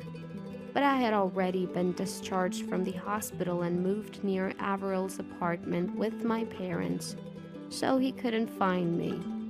Turns out, Jason tried to sue me through my lawyer, alleging that I had an affair and demanding compensation from me. However, it became clear that the day Jason's acquaintance claimed to have seen me walking with an unknown man, I was in the hospital. When it was confirmed that the woman wasn't me, my lawyer promptly dismissed Jason's accusations. After that, Jason was ostracized by the entire family, and even Averil cut ties with him. Left with no one to turn to, he apparently resorted to hiring a housekeeper. But hiring housekeeping isn't cheap, and Jason started looking for a wife who'd do the chores for less. He tried wooing his housekeepers during work hours and even made unexpected marriage proposals, leading him to be flagged as a person of concern by staffing agencies. Rumors spread that a housekeeper had sued Jason, and the scandal-hit company heavily reduced his severance pay and fired him. Now he seems to be working part-time, just making ends meet. My treatment went well. The metastasized tumors almost disappeared and the primary tumor vanished. I started thinking about the future, focusing on doing everything I wanted, and my days became positive, bright, and fulfilling. Currently, I'm working remotely on tasks like data entry. I've started preparations, anticipating the need to care for my aging parents in the future. Avril met someone wonderful and came to introduce him. My parents and I were overjoyed. I told Avril, "Be happy, but if things get tough, remember, you can always come back." Having been through my own challenges and come out the other side, I could say this with confidence. Now, while hoping for Averil's happiness, I aim to live each day with joy and positivity. My name is Emily. I've been sick since I was little, and now I work from home at my parents' house. I'm already 28 years old. It's about time I start living on my own. I often think that lately. But with my parents, who worry about me, it's hard to say I want to live alone. If only there was some sort of sign. That's what I was thinking when Olivia, my brother's wife, came back home to give birth. "I'll be in your care for a while, Emily." "Olivia, are you sure it's okay to stay here? Wouldn't it be better at your own parents' home?" "No, it's fine. My home is far, and here Daniel can visit on weekends," Olivia said with a smile. After graduating college, my brother Daniel got a job at a company about an hour's drive from our house. Now married, he lives in an apartment near his work with Olivia. We found out about their pregnancy about 6 months ago. Daniel called suddenly. "Mom, it's serious. Olivia is pregnant." "What are you panicking for? It's good news. Congratulations." "Yeah, but there's something that worries me." "What's worrying you?" "I'm busy with work and can't always be by Olivia's side, right? What if something happens when I'm not here?" "In that case, just call me, though Olivia might prefer her own mom." "Got it. I'll ask Olivia too." That's what we talked about, but I haven't heard of any troubles. According to messages from my brother, it seems Olivia relies a lot on her friends. "It looks like I won't be needed." "You never know, Mom. She might suddenly ask for help." "That's true. I'll be ready just in case." Mom is pretty laid back about it. She even decorated the house with stuffed animals, already feeling like a grandmother. But I couldn't help feeling anxious, because Olivia is quite arrogant. I realized that when Olivia came to greet us after getting engaged. "Nice to meet you. I'm Olivia. I'm dating Daniel." Olivia began to speak quietly. Mom and Dad immediately liked Olivia, who exuded a neat and tidy aura. Of course, at that time, I thought she was cute too. But her true colors showed soon enough. I had work, so I decided to leave when Olivia went to the bathroom. Sorry, Daniel, I'm a bit swamped with work. It's okay, sis. Sorry for bothering you when you're busy. No, it's important to greet my little brother's fiancé. I left the table talking with my brother like that. When I was about to go back to my room, I heard Olivia talking. Glancing over, Olivia was on her phone in front of the bathroom. The greeting went well, but there was this gloomy sister. Gloomy sister? Is she talking about me? I felt bad, but listened to Olivia's conversation. With a smile on her lips, Olivia said, "She says she works from home, but she's just a shut-in. I don't want to get close to the in-laws' house when I go back." The moment I heard that, I was shocked. Is this what she really thinks? Should I pretend I didn't hear it or tell my brother? I was torn. I guess I should tell. The shock was too much, and I couldn't organize my thoughts. While I was hesitating, Olivia noticed me. "Oh, is that you, Emily? Eavesdropping, huh? Nice hobby." "It's not like that. I wasn't eavesdropping." "So you didn't hear my conversation?" "Well, I mean, you did hear it, didn't you?" "I'm sorry." "Well, it's fine. Just don't say anything unnecessary, okay?" "Unnecessary?" "Yes, I'm warning you. Don't tell Daniel what you just heard, or I won't forgive you." "You're going to do something to me?" "Nothing at all. I wouldn't want to let go of the elite man I've finally gotten." Olivia laughed mockingly. In that moment, I understood what kind of person Olivia was. Ah, she married for money. That's when my brother suddenly appeared. "What's going on, Olivia? Oh, sis, you're here too." "Sorry, Daniel. I was just having a little chat with Emily." "Is that so? So more importantly, aren't you supposed to be working, sis?" My brother looked at me. Beside him, Olivia was glaring at me. Yeah, I'm going now. Bye." I left the room as if fleeing. From behind, my brother said to me, "Good luck with your work." Without looking back, I escaped to my room. Alone, regret washed over me. I shouldn't have run away. I should have told Daniel then and there. In the end, I said nothing. A few hours later, still burdened with regret and working, an unexpected call came to my mobile phone. A number I don't recognize. I normally wouldn't answer, but for some reason, I had a premonition and answered the call. "Hello?" Good. I thought you might be cautious and not answer since it's you, sis." It was my brother's voice on the other end. Relieved, I asked, "Daniel, did you change your number?" "No, this is Olivia's mobile phone." "Olivia's?" My heart skipped a beat. Oh no, what do I do? For a moment, I almost hung up.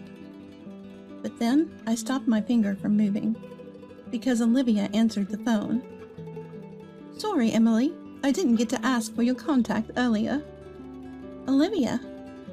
When I couldn't say anything, Olivia added one last thing. "Let me consult with you if something comes up, okay, Emily?" Sure." "Of course, it's a secret between us girls. Don't tell anyone else. Absolutely not." She emphasized the end a bit too much. A warning just in case. I instinctively thought so, and quickly ended the call. I don't want to deal with this anymore. In the end, I couldn't tell my brother the truth. After that, he married Olivia. I attended the wedding but kept my distance from Olivia as much as possible. "Sis, why aren't you talking to Olivia?" "Yeah, I'm just nervous with so many people around." I excused myself like that and went home without talking to Olivia. But after that, Olivia didn't try to interact with me. So I felt bad for my brother, but relieved. If I don't meet Olivia, I'll be fine. I reassured myself with those words every day. Then, Olivia's pregnancy was announced. What if Olivia relies on Mom? I was anxious, but there were no signs of my brother or Olivia depending on Mom. I was relieved until shortly before the delivery, my brother called. "Mom, I need a favor." "What is it?" I've been suddenly ordered to go on a business trip. I'm worried about Olivia. Ah, I see. It's about time for the baby to be born, isn't it? Can you take care of Olivia while I'm gone? It would be terrible if something happened when I'm not there. I don't mind, but will she be comfortable at the in-laws' house? I talked to Olivia, and she doesn't mind. It would be helpful if you could look after her. All right. And so, Olivia was coming to our house for the delivery. When I was told about this decision made without me, I was quite surprised. Why did you decide this on your own, Mom? It can't be helped. Daniel is busy. But what's the matter, Emily? Do you dislike Olivia? It's not like that, but then it shouldn't be a problem for a short while, right? You should help out too. Mom said that, and I was left speechless. A few days later, Olivia came to our house. Contrary to my worries, Olivia blended into our life. I can't help with the cleaning. Oh, Olivia, please sit down. It must be hard to move around so close to your due date. But still, it's okay. Think of this as your own home and relax for now. Then I'll take you up on that offer. Thank you. Things went by smoothly like that. If only it can stay peaceful like this. That's what I thought every day. A few days later, while working, I needed to use the bathroom and left my room. Then I heard voices from the living room. Olivia, can you help a little with the cleaning? It was Mom's voice. I wondered if the other person was Olivia and waited for a reply. Sure enough, Olivia's voice came. Me? Clean? Yes, it's not good to stay still all the time, right? But Olivia's voice sounded dissatisfied. I thought her arrogant attitude was finally showing, but Mom seemed to sense it first. If you're not feeling well, never mind, just rest there. Okay. Olivia replied like a child, and Mom came out of the living room. Seeing me, Mom asked, "What's up, Emily?" "Oh, just going to the bathroom." "Oh, okay. Call me when you're done. I want to clean." Understood. I headed to the bathroom, but stopped in my tracks. I looked toward the living room once and then asked Mom, "Mom, there's something I want to ask." "What is it?" "About Olivia." "What happened with Olivia?" "Is she causing you any trouble?" "Well, I can tolerate it for now." Mom used the word tolerate, so she is tolerating it. While I was thinking, Mom asked, "Did something happen?" "No, nothing in particular." "That's good then." After that conversation, I went to the bathroom. Then I called out to Mom and went to the living room. Olivia, who noticed me, asked, "Oh, what's up, Emily?" "I just went to the bathroom and came to get a drink." "Aren't you supposed to be working?" "I am working." "Really? Or are you just playing around?" Olivia's condescending tone irritated me, and I blurted out, "That's none of your business." Olivia didn't argue back. Feeling panicked? I shouldn't have said that. Olivia finally spoke. "Well, it's none of my business. The shut-in, Emily, and all." "I'm not a shut-in." I gathered my courage and approached Olivia. Then Olivia showed me her mobile phone and said, "If you get near me, I'll tell Daniel." "What?" "I was pushed by Emily." "What do you think Daniel will say?" "But telling such a lie? I thought my brother would never believe it." But Olivia, with a mocking laugh, said, "I'm at the in-laws' house. It's common for mother-in-law and sister-in-law to bully the wife, right?" "That's not..." "And if I say I'm being bullied, who do you think people will believe? They'll believe the side that causes a social media firestorm rather than the truth." I glanced at Olivia's mobile phone, and there I was, looking upset. It seemed she had taken the photo when I was angry. If Olivia attached that photo to her false confession, most people would believe her. So I couldn't respond to Olivia anymore. It's frustrating, but I have to endure this. I turned away from Olivia. I took water from the fridge and was about to leave the living room when Olivia said from behind, Emily, if you're free, can you buy me some dessert? Why should I? Because I'm pregnant. You have to be kind to pregnant women, right? I didn't need to answer. I ignored her and went back to my room. What a boring person, Olivia muttered.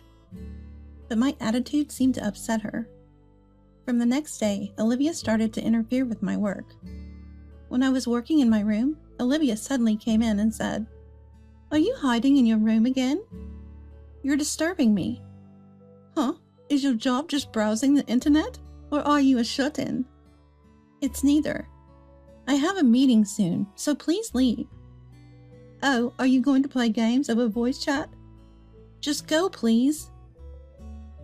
I almost forced Olivia out.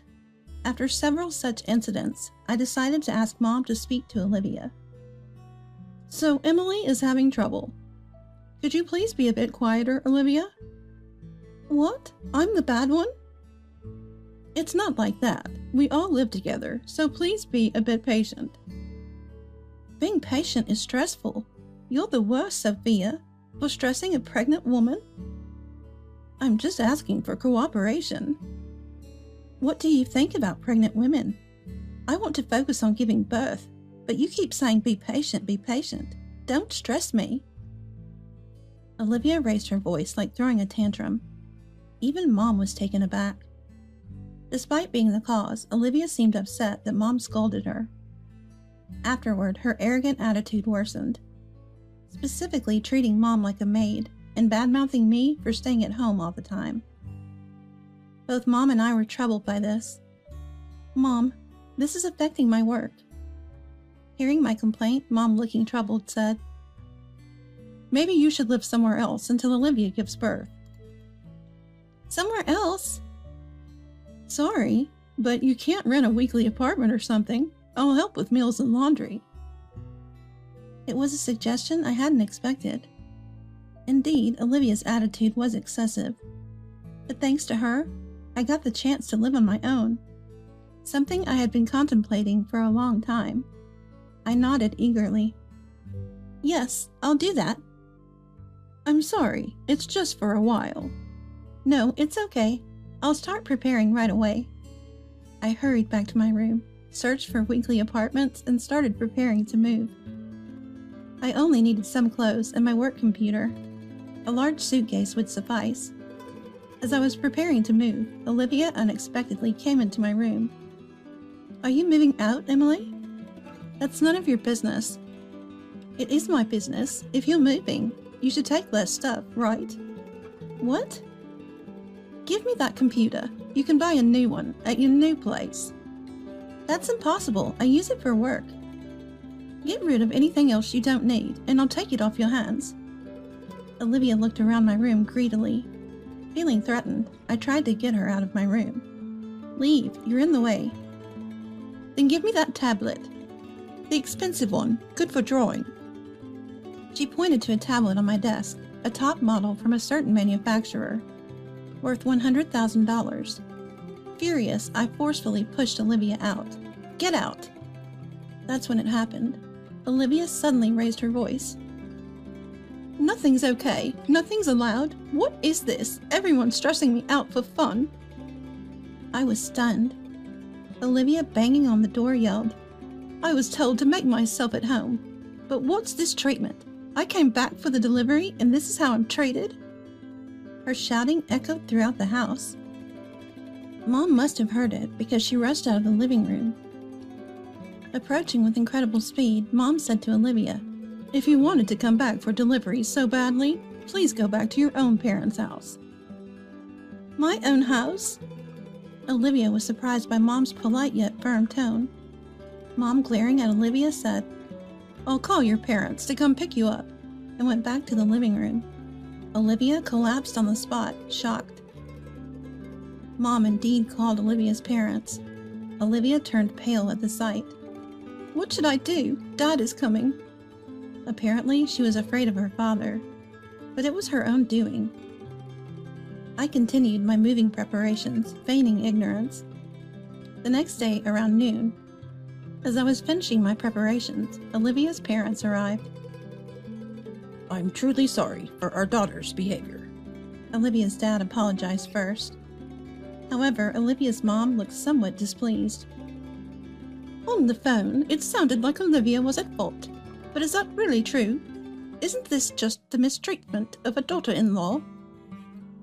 Are you suggesting I'm lying? My mom argued back against Olivia's mom. Neither of them showed any signs of backing down. Then Olivia's father intervened. Stop it, Isabella. But it seemed Olivia's mom's name was Isabella. Nonetheless, the confrontation between Olivia's mom and mine continued. Eventually, Isabella suggested, "This is getting us nowhere. Let's hear from the person herself." That's a good idea. Olivia, what do you have to say? Olivia was asked by my mom. Considering how scared she was the day before, I thought she'd confess honestly. But Olivia, with a sulky face, said, "I did nothing wrong. I have proof." Proof? I asked back, and Olivia, with a smirk, said, "This," and showed her mobile phone. I feared she might show that photo and became scared. At the same time, Olivia's father asked her, What about it, Olivia? "Dad, listen to this." Olivia played a voice recording on her phone. "That's none of your business." It was my voice. These were from when Olivia and I argued, and as I thought, more recordings played. "You're disturbing me. Leave. You're in the way." All of them were my voice, and all familiar to me. But hearing just these, anyone would think I was bullying her. As expected, Olivia told her parents, "This is Emily bullying me. She's treating me like a nuisance and trying to kick me out of the house." Is that true, Olivia? Olivia's mom excitedly asked her. Then Olivia, fake crying, said, "It's true. I've been patient, but Emily keeps bullying me." What do you have to say for yourself, Emily? Olivia's mom, fully believing Olivia's story, pressed me. I was confused. Well, can't explain. Then it must be true. No, it's not like that. I couldn't explain properly. Seeing my struggle, Olivia smirked mockingly. I was outsmarted, I thought, and looked down. There's no reason for them to lie, but if there's proof. Olivia's dad was also troubled. I'm done for. Just as I thought that, my mom placed her mobile phone on the table. Then she began to speak. Indeed, the voice is strong evidence. But what if it's been cut and edited? Cut and edited? Olivia's dad frowned. Don't say weird things. This is clear evidence of bullying. Olivia argued back. My mom confidently countered Olivia's mom. Then I'll show you the evidence. Look at this. And started playing a video on her mobile phone. Instantly, Olivia and I appeared on the phone screen. Aren't you supposed to be working? I am working. Really? Or are you just playing around? That's none of your business. This conversation played out. I immediately recognized it from that time. Olivia seemed to realize it too, her face turning pale. Olivia, what is this? Olivia's dad shouted at her. Meanwhile, the video showed Olivia's arrogant behavior towards us. After all the footage, my mom said to Olivia's dad, I installed cameras all over the house for when the grandchild is born. Everything was recorded. It's a lie. This is fabrication. Olivia cried out in a panic. But my mom calmly reached for a stuffed animal on the shelf and put it in front of Olivia. This is a camera for watching children from afar. You can easily buy it online. Young people like you should know about it, right? That is... Olivia was at a loss for words, but my mom didn't let up, pressing further. It can record and even be accessed from a mobile phone remotely. Do you understand what this means? It means I can view it from anywhere. Well, no way. Olivia turned even paler. Of course, Daniel must have seen it too. No way. Olivia collapsed in tears.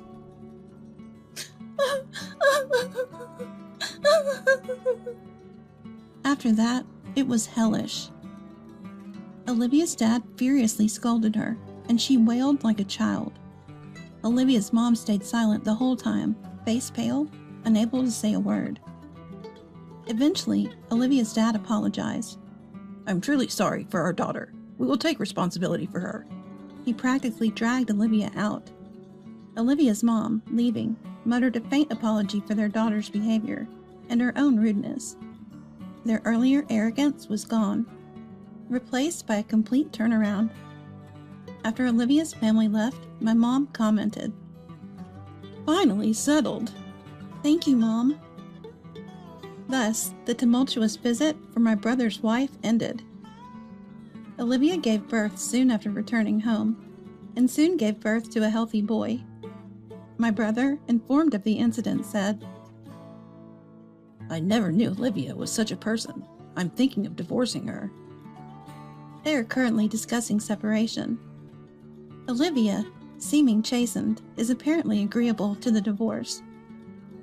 Once everything is settled, I'll make sure she pays alimony. It seems Olivia's dad mentioned this, so hard labor awaits Olivia. Well, she ridiculed me so much, she deserves a bit of hardship. Meanwhile, having prepared to move, my mom suggested, "Why don't you try living alone?" Thanks to her, I've started my first solo living experience. Managing household chores is new, but enjoyable. But secretly, I'm already homesick. So I'm planning to visit my mom this weekend, pretending nothing's wrong. I'm shy, so dealing with the mother-in-law is just too much.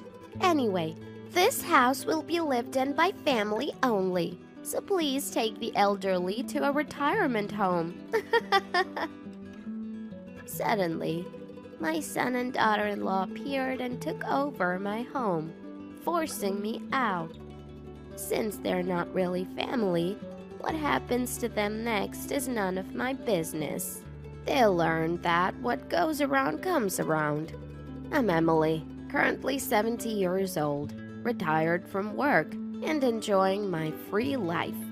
Though I've retired, I'm busy finding joy in things like gardening, yoga, cooking, and even fancy recipes. Many of my numerous friends say I seem cheerful and without worries, but I've had my share of misfortune too. My husband fell seriously ill 10 years ago, and we had to say goodbye. There were times when life was so hard, but the encouragement from those around me, I managed to get through. Now, I have no regrets about nursing my beloved husband until the end. I can proudly say that I was able to care for him all the way because I used to work as a nurse. After graduating from school, I worked as a nurse for 40 years, feeling a sense of accomplishment and fulfillment, believing it was my calling. My late husband and I have a son and a daughter. My daughter, inspired by watching me work, wanted to do something helpful for others and decided to become a nurse, attending nursing school. She graduated successfully and now works as a nurse in the city. As a fellow nurse, I understand the rewards and the hardships of the job. She's busy every day, sometimes unable to come home even for Christmas, but she keeps in touch regularly. My daughter lives a bit far away, but is managing well on her own, which is a relief to me as a parent. However, my worry lies elsewhere, with my son. Unlike his diligent and serious sister, my son has always been carefree, living for the moment. There are more important things than studying. You've got to enjoy the present, were his mottos, preferring time with friends over studying or clubs. I understand that friends and fun are important, but I wish he would study properly too. This led to a huge argument and the beginning of a long rebellious phase for my son. I knew that rebellious phases are common and unavoidable in growth, but his increasing defiance was frustrating. It felt like wandering in an endless tunnel, and without resolution, my son decided to go to college and live on his own. Congratulations on starting college. It's good to have fun, but make sure you eat properly and study hard.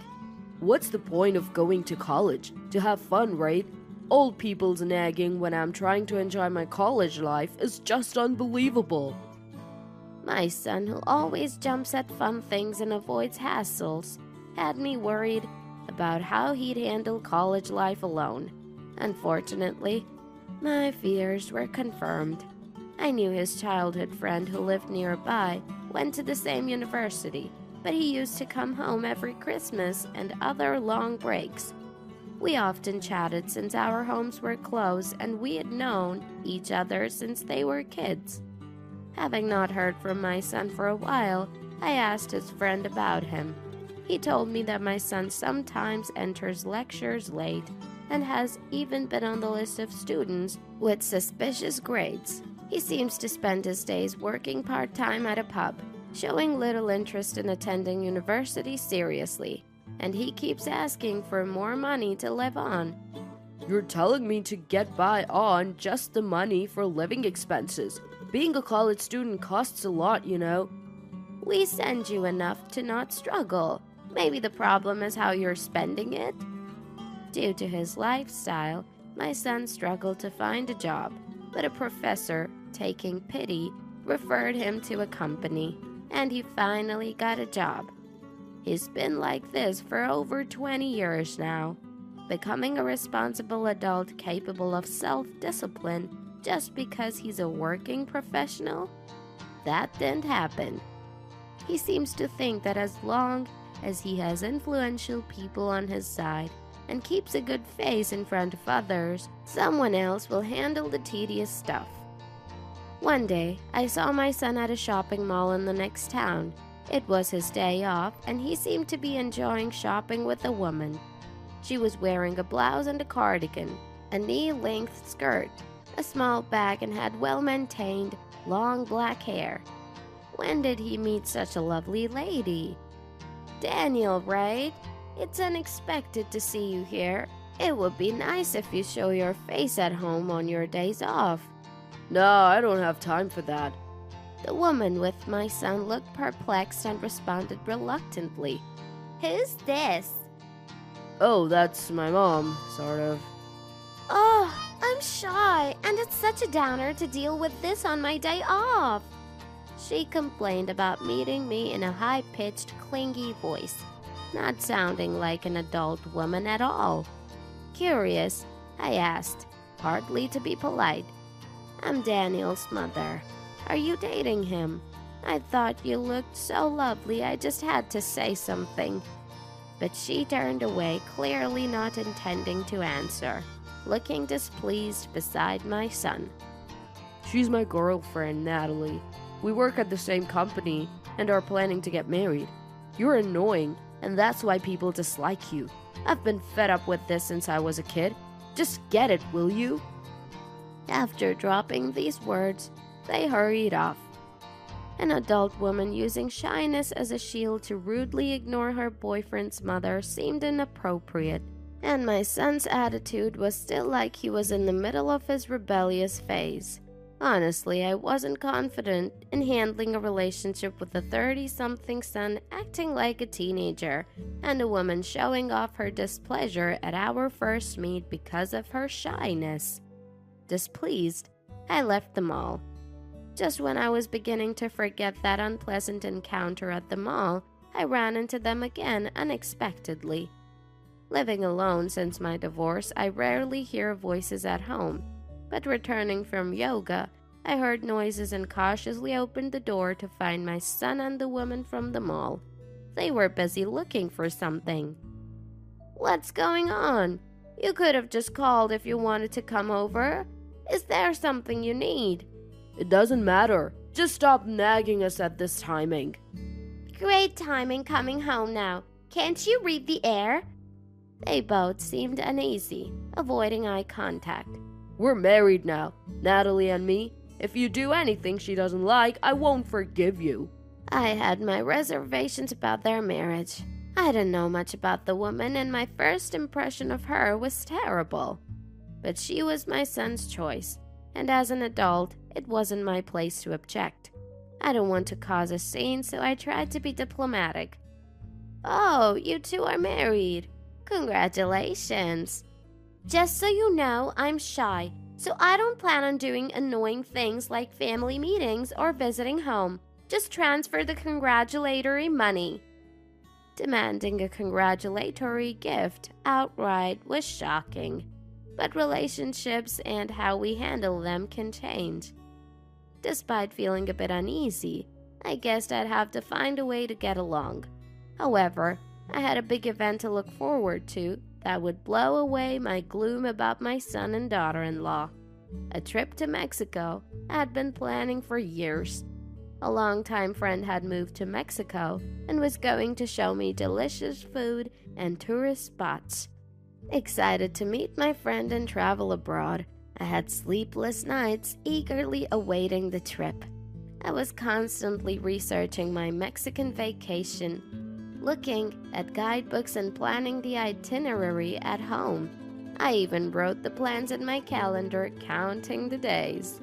Leaving my house empty for about a week, I made sure everything was locked up before leaving for Mexico. It was my first time there, and I thoroughly enjoyed the delicious food and fun times with my friend. But upon returning home, I was greeted with an unbelievable sight. Piles of cardboard boxes blocking my front door. They were all different sizes and types, and my belongings were haphazardly stuffed inside. What had happened while I was away? Entering my house, I found unfamiliar furniture and youthful clothes everywhere. The place was a mess with items belonging to someone I didn't know. Just as I was about to call the police, my son and daughter-in-law emerged from hiding. What is all this? These boxes, these belongings. Did you do this?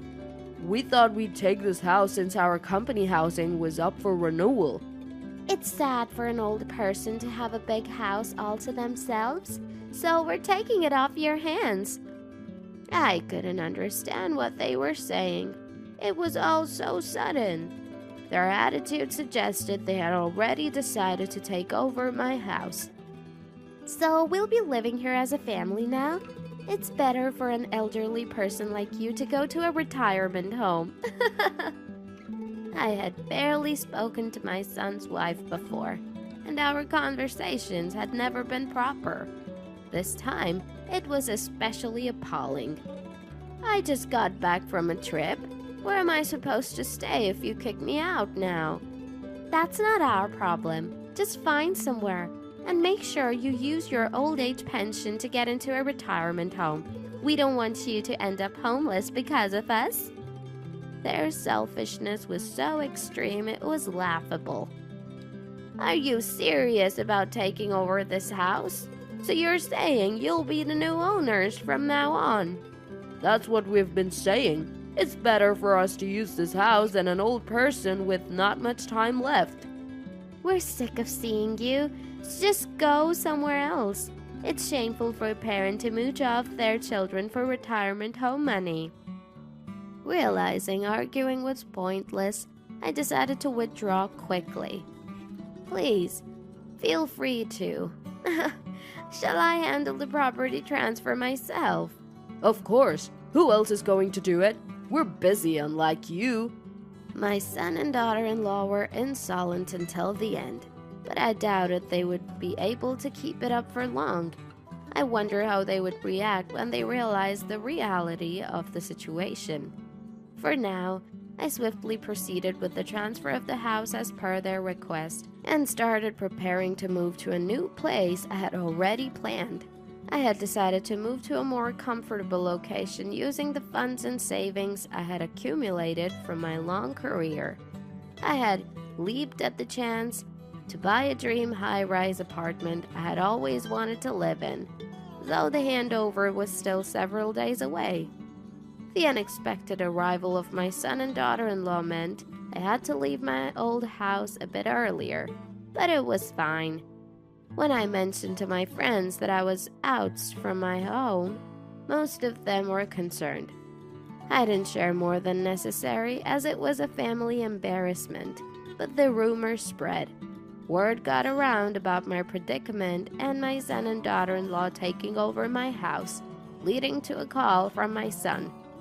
Hey, what is this about? It's defamation! You call out of the blue accusing me of defamation? I don't follow. Because of you saying you were kicked out, my friends are leaving, and I've lost all my work. My son's outcry on the other end seemed almost comical. Apparently, the incident had become widely known, leading his friends to distance themselves, resulting in cancelled contracts. Likely, his friends and business associates didn't want to associate with someone who could cold-heartedly kick out their parent without discussion. I just stated the facts. You moved my things out and told me to leave. It's all coming back to you, isn't it? My work and friends have nothing to do with it. I've lost important contracts. Pay me $50,000 for defamation. That your friends and clients don't want to deal with someone so heartless and unreasonable is their choice. It's all you're doing. I won't be transferring any money, so save your absurd demands for your dreams. Considering the detrimental impact on my mental health, I was thinking of permanently cutting off contact with my son and his wife. Even though it's hard to suddenly block calls from your own child, a few months after my son's call, I received another unwanted contact. Some guy I don't know is saying he's going to demolish the house. What's this about? Is this some kind of harassment? Is that you, Natalie? The house is scheduled for demolition. It's already been decided. You decided to demolish it and didn't tell us? Then dumped it on us? That's the worst! The house I once lived in, which my son and daughter-in-law had taken over, was slated for demolition about 2 years ago. It was found to contain harmful chemicals and it was old and difficult to renovate. The house was too large for me to live in alone in the future, and it would feel cramped if I ended up living there with my children or grandchildren. So I decided it was the right time to demolish it and move to a new home. I had intended to inform my children, but seeing how they insisted on claiming that old house as theirs, I thought it unnecessary. Now, in my son's wife's mind, she's the poor daughter-in-law who is unfairly burdened with a problematic house by me. She's completely forgotten that they took over the house without permission. Who was it that moved my things out and occupied the house while I was on vacation? You confirmed it was yours, didn't you? I don't know anything about that. How can you not help your family, especially when your daughter-in-law is in such trouble? When she said the last thing I wanted to hear, I felt a strong aversion. Daughter-in-law? Who are you referring to? I can't forget you saying, just family will live here, so the elderly should go to a retirement home. That wasn't a joke. That was just a joke. Anyway, there are men outside saying they're going to demolish the house and it's scary. Make them stop. That's your house, and it's your responsibility as homeowners. There are no do-overs. I didn't want to hear more, so I decided to hang up. The call was tense, and I couldn't predict what they might do next. I realized I couldn't let my guard down around my son and daughter-in-law. Resolving issues over the phone might not always work in the future.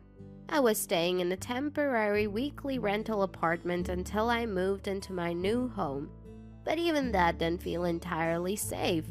Given their unpredictability, I couldn't rule out them taking unforeseen and irrational actions. Unfortunately, my fears were realized. Several friends and acquaintances told me that my son and daughter-in-law were desperately trying to find where I was living. They were using all means to locate me, which was quite frightening. When I saw a social media post saying, "My dear family is missing, waiting for mother-in-law," with my photo, I was so scared that I dropped my phone. Their frantic efforts were all for their own benefit. It seems my son's income had drastically reduced due to poor sales performance.